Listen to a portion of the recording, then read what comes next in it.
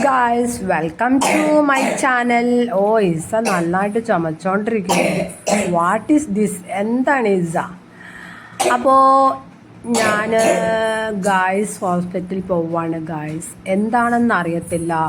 ഇരുന്ന് കുറച്ച് നേരം നമ്മൾ ഇരുന്നിട്ട് എഴുന്നേൽക്കുമ്പോഴത്തേക്കും കാലിൻ്റെ അടിഭാഗം ഭയങ്കര വേദന. കണ്ടോ കിച്ചണൊക്കെ ഇരിക്കുന്ന കോലം? ഞാൻ ഒന്നും ചെയ്തിട്ടില്ല ഗായ്സ്. എനിക്ക് വേദന, ഭയങ്കര വേദനയാണ്. അതുകൊണ്ട് ഞാൻ ഒന്നും ചെയ്തില്ല. അപ്പോൾ ഡോക്ടറെ കാണിക്കാൻ വേണ്ടി ഞങ്ങൾ പോവാണ്. എന്താ അറിയില്ല, വെറും ഡോക്ടർ ഹോസ്പിറ്റൽ ഡോക്ടർ. ഇത് തന്നെയാണ് കുറച്ച് ദിവസമായിട്ട്. നല്ല ദിവസങ്ങളാണ് ഗായ്സ്. എനിക്ക് ഈയിടെയായിട്ട് നല്ല സമയമാണ്, ബെസ്റ്റ് സമയം. അങ്ങനെ ഞങ്ങളതിൽ പർദ്ദയും ഷോളൊക്കെ വാരി കെട്ടിയിട്ട് ഞങ്ങൾ ബൈക്കിൻ്റെ മേലെ കയറിയിരുന്നു. ഞങ്ങൾ താലൂക്ക് ഹോസ്പിറ്റൽ വരെ പോകുകയാണ് ഗായ്സ്. പ്രകൃതിയൊക്കെ ആസ്വദിച്ചിട്ട് നമുക്ക് പോകാമെന്ന് കരുതി ഞാൻ നിങ്ങൾക്ക് പ്രകൃതിയൊക്കെ കാണിച്ചു തരാണ്. തിരക്കേറിയ സിറ്റികളല്ലേ നിങ്ങൾ കണ്ടിട്ടുള്ളൂ. ഇതേപോലെ കൃഷിയൊക്കെ ഉള്ള സ്ഥലങ്ങൾ കണ്ടിട്ടുണ്ടോ? കണ്ടോളൂ. അങ്ങനെ സംസാരിച്ച് നിന്ന സമയം പോയതറിഞ്ഞില്ല. ഞങ്ങൾ താലൂക്ക് ഹോസ്പിറ്റലിലെത്തി. ഇതാണ് താലൂക്ക് ഹോസ്പിറ്റൽ കേട്ടോ. നമ്മുടെ സ്ഥലം ഞാൻ പറയുന്നില്ല, കണ്ടുപിടിക്കാൻ എളുപ്പമായിരിക്കും. ഇതിൻ്റെ തൊട്ടടുത്താണ് എൻ്റെ വീട് കേട്ടോ ഗായ്സ്. ഓക്കെ, അപ്പോൾ ഇതാണ് ഹോസ്പിറ്റൽ. നല്ല അടിപൊളി ഹോസ്പിറ്റലല്ലേ. പ്രൈവറ്റ് ഹോസ്പിറ്റലൊക്കെ മാറി നിൽക്കണം. നല്ല അടിപൊളി, എനിക്ക് നന്നായിട്ട് ഇഷ്ടപ്പെട്ടു കേട്ടോ. അപ്പോൾ ഇതിൻ്റെ ഉൾഭാഗത്ത് ആരോ ചെയ്തു വെച്ചൊരു കലാവിരുന്നാണ്. അത് കണ്ടപ്പോൾ ഞാൻ എന്തോന്നാ നെറ്റിട്ട് കൊടുക്കാം.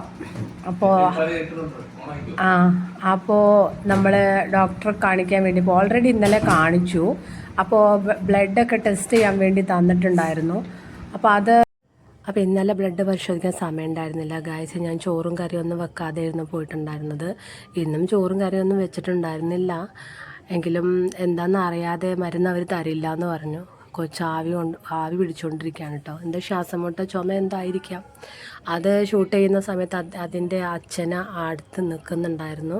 ഞാൻ ആ കൊച്ചിനെ വീഡിയോ എടുക്കാൻ വിചാരിച്ചിട്ട് അദ്ദേഹം എന്നെ എങ്ങനെ സൂക്ഷിച്ച് നോക്കിക്കൊണ്ടിരുന്നു. ഞാനതൊന്നും മെയിൻ ചെയ്യാതെ ഞാൻ എൻ്റെ ജോലി കൃത്യമായിട്ട് ചെയ്തുകൊണ്ടിരുന്നു ഗൈസ്.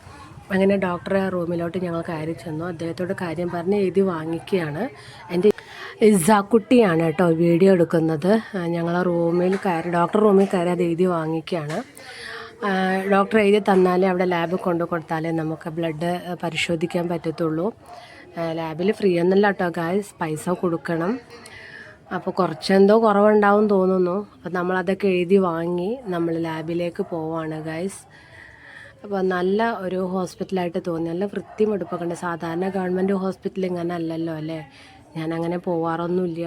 പക്ഷേ ഇപ്പോൾ ഇങ്ങനെ വരേണ്ട അവസ്ഥ വന്നതുകൊണ്ട് വന്നു മാത്രമേ ഉള്ളൂ. ആംബുലൻസൊക്കെ ഉണ്ട്. അപ്പോൾ ഈ പുതിയ ബിൽഡിങ്ങിൻ്റെ ബാക്കിലുള്ള പഴയ ബിൽഡിങ്ങിലാണ് ലാബും മെഡിസിനും അങ്ങനെ കാര്യങ്ങളൊക്കെ ഉള്ളത്. അപ്പോൾ നമ്മൾ അങ്ങോട്ട് പോവാണ്.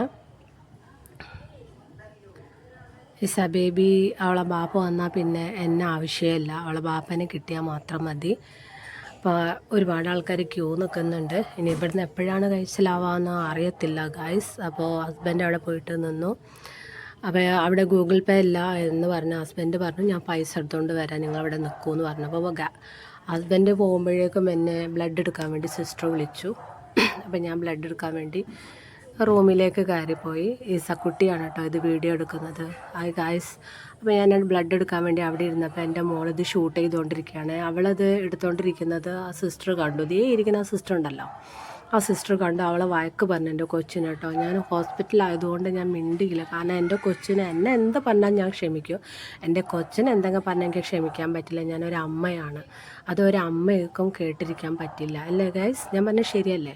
അപ്പോൾ അവളെ ആ സിസ്റ്റർ വഴക്ക് പറഞ്ഞു. എനിക്ക് നന്നായിട്ട് ദേഷ്യം വന്ന് ഞാൻ മിണ്ടിയില്ല. കാരണം ഇത് ഹോസ്പിറ്റലാണ്. മാത്രമല്ല ഞാൻ ബ്ലഡ് പരിശോധിക്കാനാണ് വന്നിരിക്കുന്നത്. ഇവളുണ്ടായിരിക്കും ഞാൻ എൻ്റെ ദേഷ്യത്തിന്, എന്നോടുള്ള ദേഷ്യം. ഞാൻ എന്തെങ്കിലും പറഞ്ഞാൽ എന്നോടുള്ള ദേഷ്യത്തിന് എന്തെങ്കിലും മാറി എഴുതിയാൽ മതിയല്ലോ. കഴിഞ്ഞില്ലേ കഥ? അതുകൊണ്ട് ഞാൻ ക്ഷമിച്ചു ഗായ്സ്. അപ്പോൾ ബ്ലഡൊക്കെ എടുത്തു ഞാൻ തിരിച്ച് വീട്ടിലേക്ക് പോയി. വീട്ടിൽ പോകുന്ന കാര്യം ആലോചിച്ചിട്ട് എനിക്ക് ഭയങ്കര ടെൻഷൻ. കാരണം ചോറും കറിയും വെക്കാനുണ്ടല്ലോ ഗായ്സ്. ഉച്ച കഴിഞ്ഞു, എപ്പോഴാണ് ഉണ്ടാക്കി തീർക്കുക? അപ്പോൾ ഓക്കെ, ബൈ ബൈ. ലൈക്ക് ചെയ്യാൻ മറക്കല്ലേ, സബ്